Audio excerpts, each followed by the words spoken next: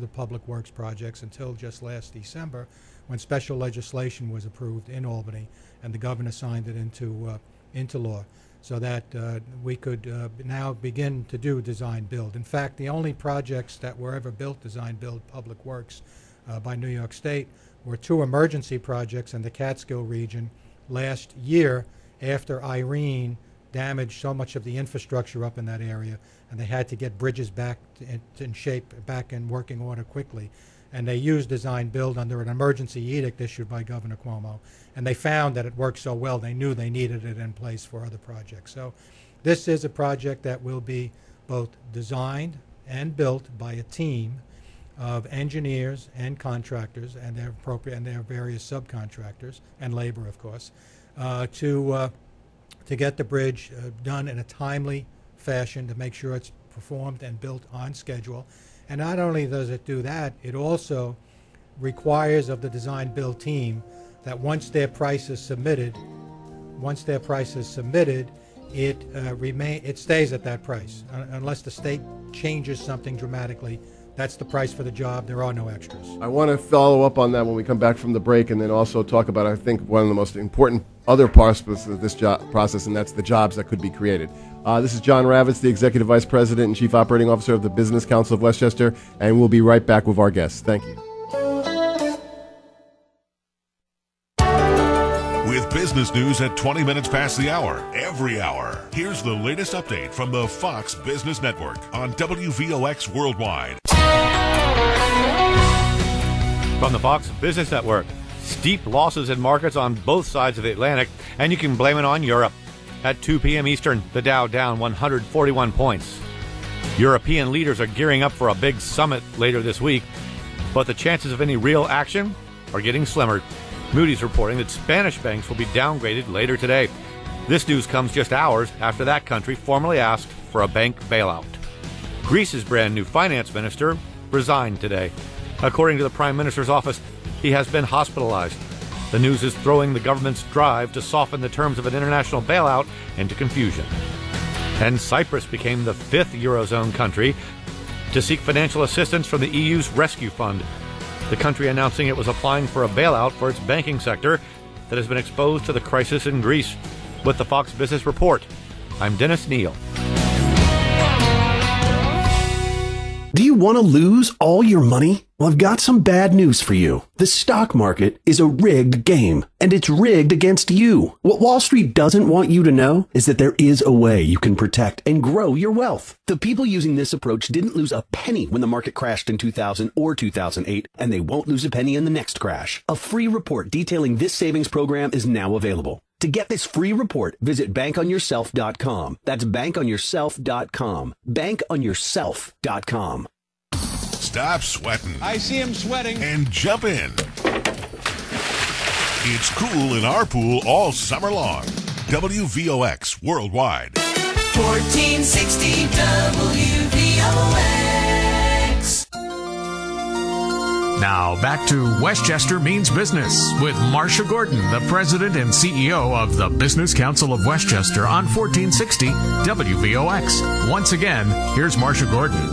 And once again, this is John Ravitz, the Executive Vice President and Chief Operating Officer of the Business Council of Westchester, pinch hitting for Marcia Gordon, our President and CEO today. And our guests are Ross Pepe, the President of the Construction Industry Council of Westchester and Hudson Valley, Inc., and the Treasurer of the Build a Bridge Now, and Paul Rifkin, who is the Director of Business Development for LSW, the Limousine Service of Westchester. And our topic today is the exciting new project of building the new Tappan Zee Bridge. And Ross, we were just talking a little about the design and build, which is a game changer here in New York. The process now, where we are on June 25th, if you could just take our listeners through what they should be expecting to hear about in the next really 2 months by the end of the summer. Okay. Back late last year, the state announced four design bid teams that would be able to prepare proposals to submit to the state for this project. Since then, in February, there was the DEIS was issued. The draft environmental impact statement was issued, and some public hearings have been held. Now we're moving forward to the point where on July 27th, the design bid teams will submit their proposals, and the state will choose the winner, so to speak, that goes forward with designing and building the project based on the state's criteria for the project, or the Thruway Authority in this case, actually, that is in the lead agency in charge of the project. Once that happens, there'll be a final environmental impact statement issued between then and sometime in the fall. That will lead to hopefully to a record of decision, and ultimately the project moving forward by mid to late fall of this year. So if things can stay on track and on schedule, what would be your best guesstimate that our listeners would actually see something happening as they're still driving back and forth on the old bridge? It would be mid-October to early November. Okay. And Paul, I'm curious. I mean, as you've mentioned, your cars are back and forth on the bridge every day, multiple times. Do your customers, do they know about this project? Are they excited about this project? Do they want to support the project in ways? Well, the local people definitely are. We do deal with a lot of people that are coming in from out of the state, and that is not, something that's probably being discussed where they're located. But the people that live locally is an extremely important matter to them. A lot of people at times are very reluctant to make that trip because of the traffic problems. Just for an example, people don't go to Rockland County a lot of times because, they're afraid that they're going to be stuck for an hour or 2 hours on the bridge or getting to the bridge. But it's definitely something that is always talked about in the car and something that concerns everybody. Interesting. Let's also talk about the other big issue, and that's jobs. A project of this size, the length of time that this project will take from start to finish, means that our region should be able to see a real increase in jobs. And Ross, I've been at many events when you've been giving reports on this, and you really talk about numbers, but not just about the construction jobs, but some of the secondary industries that are going to be affected. Could you just give us a little bit about that? Sure. Let me start with telling the audience that today, anywhere from 25 to 35% of our trade labor people in this area and in Westchester County remain idle. They're out of work. They're on unemployment. They're having difficulty providing for their families. Some have run out of health insurance for their families. So it's a difficult time for the industry, as it is for many in the economy today. This type of project would create 4 to 5 years of steady construction of about 2,000 to 2,500 jobs per year. So in the range of 8,000 to 10,000 jobs directly on the construction site of the project would be created as a result of this job.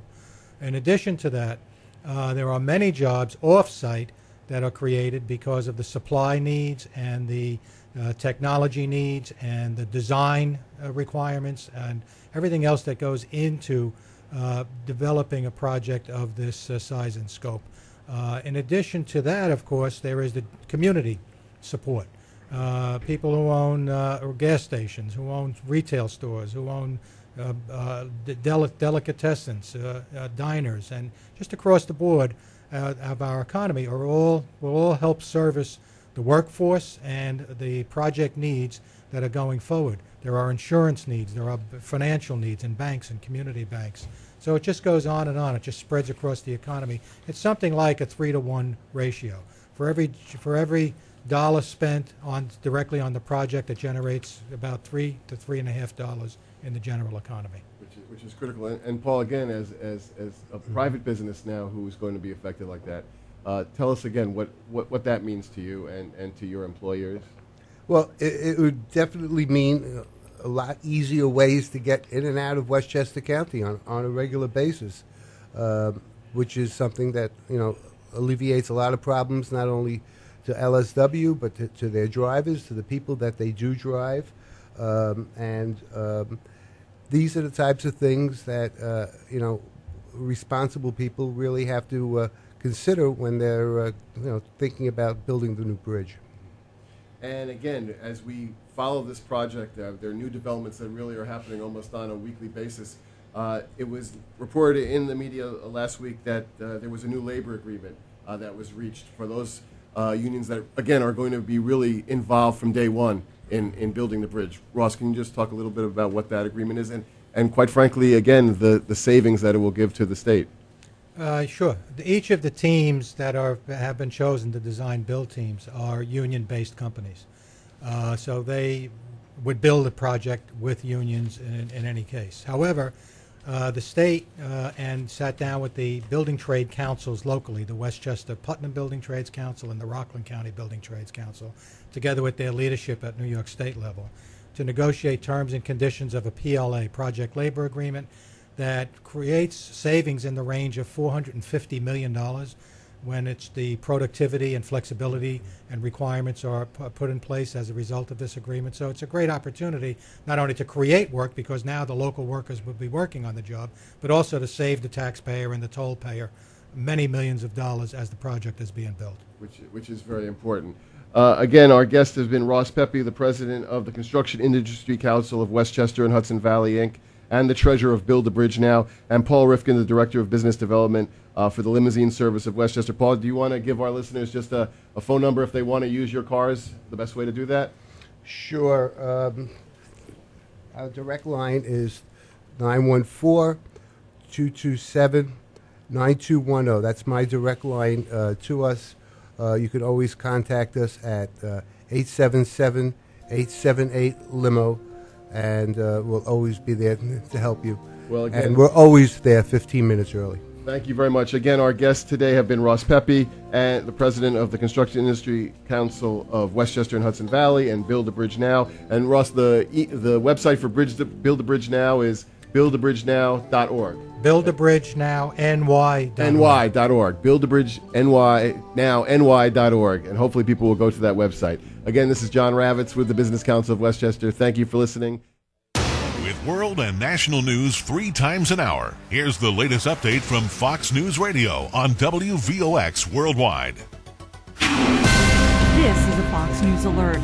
I'm Kirsten McNary. Arizona Governor Jan Brewer calls the Supreme Court's mixed decision on her state's immigration law a victory. We cannot forget that we are here today because the federal government